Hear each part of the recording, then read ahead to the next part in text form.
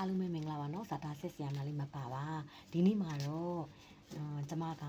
မိတ်ဆွေတို့အတွက်ကိုသိမြင်နိုင်ခြင်းဆိုရဲတဲတော့ကက်လေးနမိတ်ကက်လေးကိုဆွဲပြီးမှဖြစ်ပါနော်ကို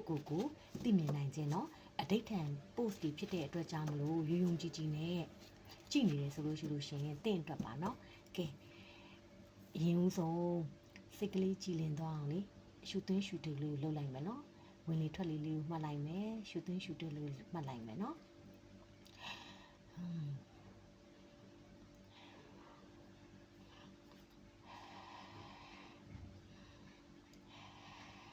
ကဲစပြီးတော့ဖတ်ပါမယ်နော်ကိုသိမြင်နိုင်ခြင်းနမိတ်ကက်လေးပါနော်ကိုရဲ့ပထမကက်ကကိုရဲ့အာသာချက်ကဘာလဲဆိုတာကိုဖတ်ပြီးမယ်နောက်ကက်ကကြတော့ကိုကလက်ရှိမှာဘာတွေကိုသင်ခန်းစာတွေကိုသင်ယူနေရလဲဆိုတဲ့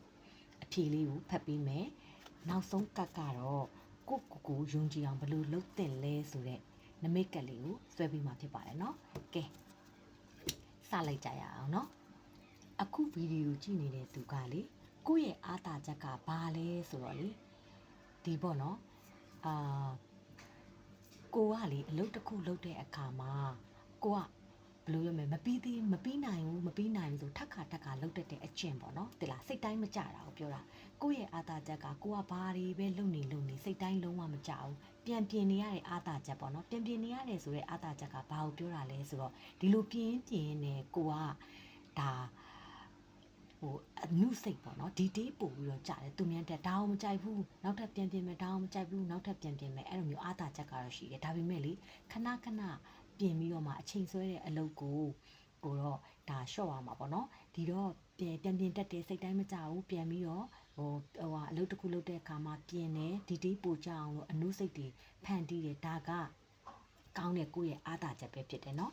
နောက်တစ်ခုကကျတော့လက်ရှိကိုကလေဘာတွေသင်နေရလဲဆိုတော့အကြောင်းအရာလေးကိုနမိတ်ကက်လေးကိုဆွဲပေးမယ်နော်ဒုတိယကက်ကတော့လက်ရှိမှာဘာတွေကိုသင်ခန်းစာသင်နေရလဲဆိုတော့inner child မှာနော်ငယ်ဘဝရဲ့ဒါစိတ်တန်ရာကိုယ့်ရဲ့ဒါလက်ရှိမှာဖြစ်နေတဲ့သင်ခန်းစာတွေပေါ့နော်ဘာတွေသင်ခန်းစာလဲဆိုတော့ငယ်ဘဝမှာကိုကငငယ်တုန်းကဆိုလို့ရှိရင်ကိုကအချစ်မခံရဘူးကိုကဂရုမစိုက်မခံရဘူးဒါမျိုးတွေပေါ့နော်ကိုယ့်ရဲ့ဒါကိုစတိုရီတွေခင်းနေတာပေါ့နော်ကိုယ့်ရဲ့ drama တွေခင်းနေတယ် story တွေခင်းနေတယ်အဲ့ဒီဟာတွေဟာကိုယ့်ရဲ့လက်ရှိမှာသင်ယူရတယ်ဒါသင်ခန်းစာတွေပဲဖြစ်တယ်ကိုကငငယ်တုန်းကဆိုလို့ရှိရင်ကိုသတ်မှတ်ထားတာပေါ့နော် inner child မှာသွားပြီးတော့ပြောနေတာငါဂရုမစိုက်မခံရဘူးငါအချစ်မခံရဘူးဒါမျိုးလေးတွေပေါ့နော်ကိုသတ်မှတ်နေတဲ့ limiting belief တွေကကိုယ့်ရဲ့ဒါသင်ခန်းစာတွေပဲเนาะသင်ခန်းစာတွေပဲဒီသင်ခန်းစာတွေကိုကြော်ဖြတ်ပါเนาะအကောင်းဆုံးကြော်ဖြတ်ဖို့ပေးထားတယ်နောက်တစ်ခါကကြတော့ကိုယုံကြည်မှုဖြစ်အောင်ဘယ်လိုတိဆောက်ရမလဲဆိုတဲ့ကက်ကလေးပဲဖြစ်ပါတယ်เนาะဒီကက်ကအရင်စိတ်ဝင်စားဖို့ကောင်းတယ်ကိုယုံကြည်မှုရှိအောင်တိဆောက်ဖို့ဆိုတာတဲ့အမြဲတမ်း creation တွေလုပ်နေပါတဲ့เนาะသင်ယူလေ့လာပြီးအမြဲတမ်း idea တွေထုတ်နေပါတယ်အမြဲတမ်း idea တွေထုတ်နေပြီးတော့အဲ့ဒီ idea တွေကိုချပြလို့ရှိရင်ကိုယ့်ရဲ့ယုံကြည်မှုတွေကတနေ့တိုးပွားလာမယ်ဆိုတော့ကက်ရဲ့နမိတ်ကလေးဖြစ်တယ်เนาะကဲဒီသုံးကက်ကိုကြည့်ပြီးအပြင်မင်းအတွက်ကို